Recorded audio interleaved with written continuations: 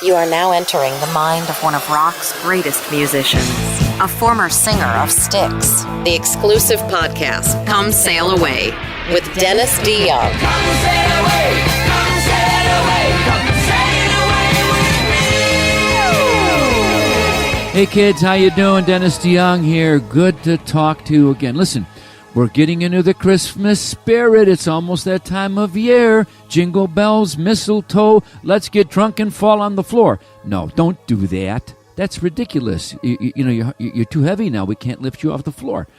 Anyway, I wrote a Christmas song. Check it out. It's on YouTube. Just type in When I Hear a Christmas Song, which is a song really about reminiscing about those early days when the first time, remember when Christmas music didn't start in July, but actually began around Christmas time, sometimes after Thanksgiving. And you heard that music and it was so special. But the chorus goes, when I hear a Christmas song, I turn it up and sing along. That's basically the idea. That first moment when maybe some snow is falling and you hear the first songs of Christmas and you get that warm, cheery feeling.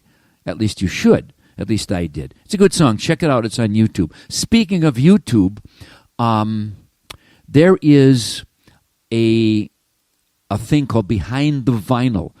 It's a thing I did up in Canada on Canadian radio because that's where Canadian radio is. It's in Canada, and they asked me to come in the recording studio and record this show with a camera, where they asked me about 3 songs I've written. And it's called Behind the Vinyl. Check it out, Behind the Vinyl, Dennis DeYoung. And then you just pick up the needle on, have a turntable in there, put it right on the record, put the stylus on the record. The record plays in the background, and then you freewheel it, and you just talk about the song. And I did. It turned out pretty good and gives you a good idea. But listen, if I was to talk to you about Babe today, the whole journey and what the song meant to me and to Styx, ultimately, it would be an hour discussion. And nobody wants to hear me talk for an hour on these things. I don't think. If you do, I'll get a subscription here and start getting paid for this. No, I won't.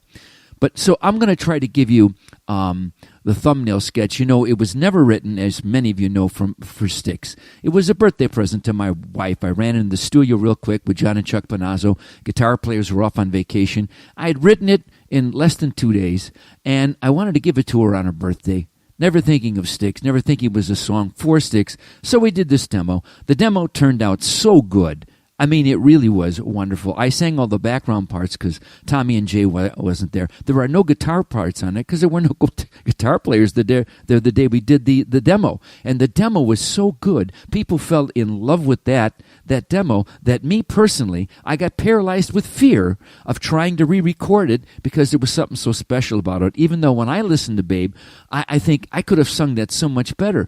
But there was something about it people loved. So I was afraid, Dennis, was afraid to screw around with. That's why there's no power chords. It wasn't a typical, what they would call, power ballad from us. Outside of Tommy's brilliant guitar solo on the solo section, there are no guitars. It's basically a electric piano, a little string line, the drums and bass. That's it. That's all that's on there because that's what was on the original demo. But people fell in love with it. God bless him. It was our only #1 record, of course. And it was our only really charted single in other parts of the world at the same time. So it was cool from that point of view. The reason I bring this up is because somebody posted on my Facebook page. If you've never been to my Facebook page, go. You might have a laugh. I write all the stuff that's on there. And as my wife has pointed out in concert many times, in the morning when I'm eating my breakfast and waiting for the prune juice to kick in, I read out everything that's written on that Facebook page. So go ahead and go to it because somebody posted, Dennis, did you know that this is on this week in 1979, which is I think 38 years ago. Babe was #1, and honest to God, if he hadn't written that, I wouldn't have remembered it. Although when I think back, it should have been a pretty nice Christmas if you get a #1 record like 2 weeks before Christmas. But really, by and large, I have a lot of what would be considered negative memories and feelings about Babe. It's a long story, and maybe on the next podcast I'll get into that whole thing. But really, what it turns out to be, in my mind, as I recall it, the demo was so good. We didn't turn it into a typical Styx power ballad because I personally was afraid to change the demo, because we had gone through this. We had just learned this lesson on Pieces of Eight when we had demoed Renegade. I may have told you this story, but it's a good story. We demoed Renegade at Gary Loiso's studio, Pumpkin, and it turned out fantastic. We thought we had something with Renegade. Oh, we were in love with it. Loved it. But then we went in the recording studio to Paragon, and we re-recorded it, start to finish. And for some odd reason, we felt collectively it didn't capture the magic of the demo. Now, if I went back right now and listened to that demo and to the final product that we came up with, I might change my mind. I might think, what did we like about that demo? Maybe nothing. Maybe the fact that it was so brand new and we all loved it and people loved it when they heard it, that we were being, I don't know, swayed by people's reactions. Because believe me, you can be when people fall in love with something and you start thinking, oh, this other version, this new one, the one that you've heard on the radio all these years, it's not as good. And you could be completely dead wrong, because as smart as you think we are, we're not. We're easily malleable, not as much as some people, but sometimes, you can be swayed by what people say. So when we went in, we're doing Babe, and we're recording it, and doggone it, it was so good, I was a mental case. We got right down, to mixing it. And what happened was, I couldn't fix it. We're all sitting in the room. In those days, everybody mixed at the same time because all hands had to be on the board because there was no automation, which means that you can go back and fix things one thing at a time. No, you had to mix the whole track like a performance. So you had engineers with their hands on the boards and musicians. Everyone had a specific duty on how to mix a specific part of the song. So it was like a performance. I was in there. I was driving everybody batty because I just felt like this was the number one record in my mind, and we were going to screw it up. We meaning me. So, to reiterate, when we were making the song together, nobody had a bad feeling about that song. Not one member of the band. No one. And so we're mixing it, and finally, JY had to ask me, he said, Dennis, maybe you should step outside the studio for a few minutes and let us just finish this. We're there. It was good advice. Get out of this room because you're like nuts. What's wrong with you? This is good. It'll be fine. And so I stepped out for like 15 minutes, came back in, it was done, and there it was. The mix was completed. We were really there before I left, but I was like, you get paranoid. You don't know what you're doing anymore in the recording studio. So we were all together on that song when we did it, and it did turn out great. And ultimately, all the controversy that has surrounded the song, it's really based on things that at some point maybe I'll get into in one of these podcasts, because it's really going deep on what was going on within the workings of the band, and it has a lot to do with the perceived success of Pieces of Eight. In other words, by perceived I mean when Renegade did become a hit quite by accident. We have so many songs that become hits by accident. It's ridiculous because it was really the third release off Pieces of Eight. Blue Collar was first.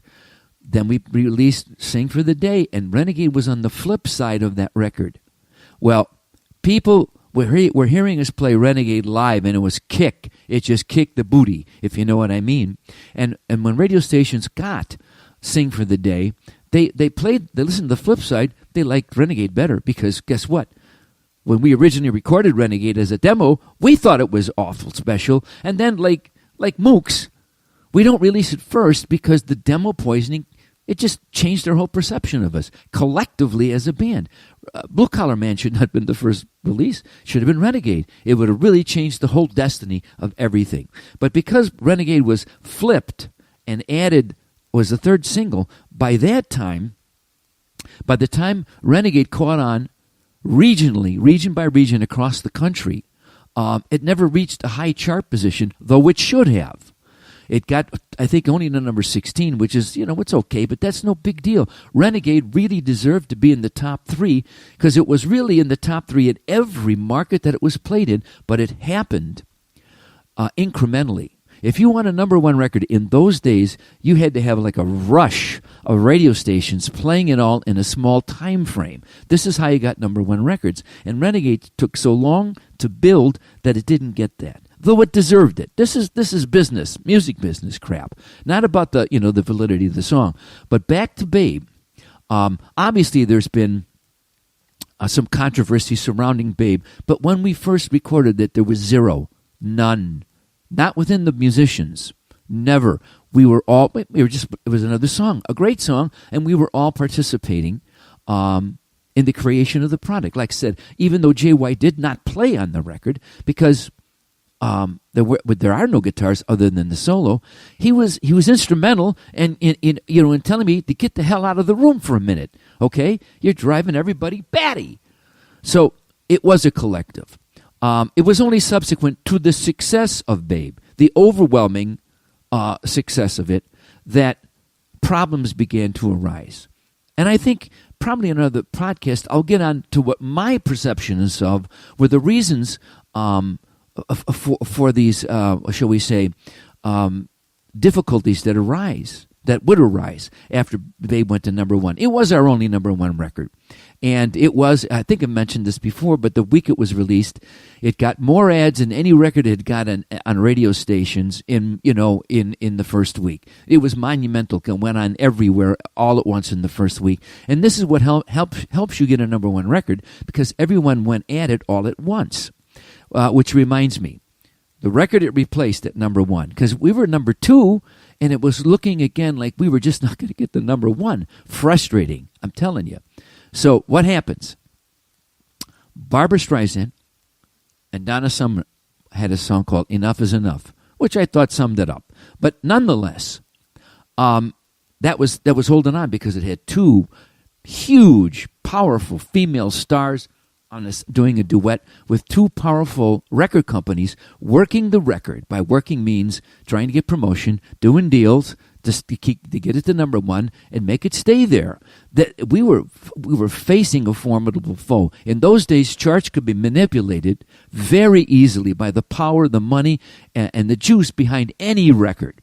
And A&M, as wonderful as a record company was, Jerry Moss and Herb Alpert, great people, artists in the position of being businessmen, couldn't be a better place to be.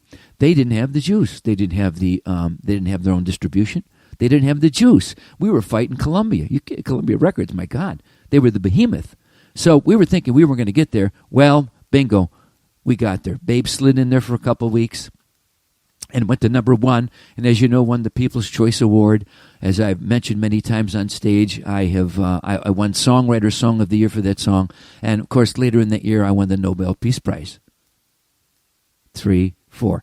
Okay, so that's kind of like a thumbnail sketch of Babe. I think I might get into the whole what it caused in the dynamic within the band and the fear.